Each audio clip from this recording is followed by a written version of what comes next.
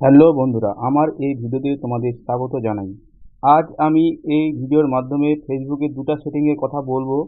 এই দুটো setting of করলে আপনি যখন ফেসবুকে থাকেন তো আপনাকে কেউ দেখতে পাবে না, কেউ বুঝতে পারবে না কখন আপনি ফেসবুক থেকে বেরিয়ে যাচ্ছেন, কখন আবার ফেসবুকে চলে আসছেন।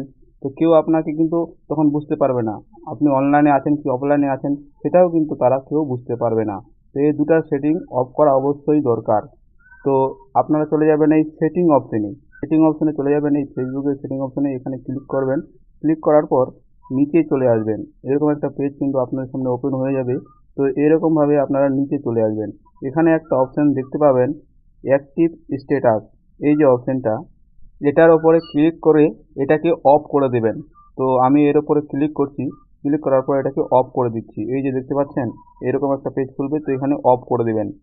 অফ করে দেওয়ার পর ব্যাক চলে আসবেন। তো আমি ব্যাক চলে আসছি। ব্যাক আসার পর উপরে এই যে দেখতে পাচ্ছেন মেসেঞ্জার অপশন, এই মেসেঞ্জার অপশনটার উপরে একবার ক্লিক করবেন। ক্লিক করার পর আবার উপরে থ্রি ডট বলা অপশন দেখতে পাচ্ছেন, এই অপশনটার উপরে একবার ক্লিক করবেন। এরপর আবার এই যে দেখতে পাচ্ছেন এখানে এই অপশনটার উপরে একবার ক্লিক করবেন। ক্লিক করলে কিন্তু আপনাদের সামনে অনেকগুলো অপশন চলে আসবে।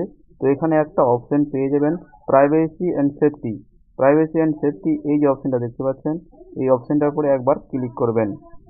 এরপর আপনাদের এখানে চলে যেতে হবে, এই যে রিড রেসিপি, এই যে অপশনটা দেখতে পাচ্ছেন, এই অপশনটার উপরে একবার ক্লিক করবেন।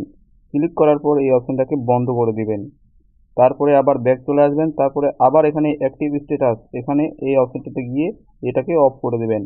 যদি আপনাদের ভিডিওটা সহযোগিতা করে তাহলে ভিডিওটাকে অবশ্যই একটা লাইক করে দেবেন। আর এরকম ভিডিও দেখার জন্য অবশ্যই পেজটিকে ফলো করে রাখবেন।